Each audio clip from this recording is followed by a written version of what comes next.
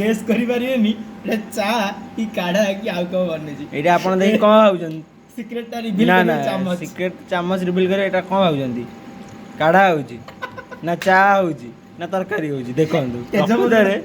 बात होची ए भल से देखो कैमरा फोकस होउनी हां चावल पड़ी कौन ए करी ये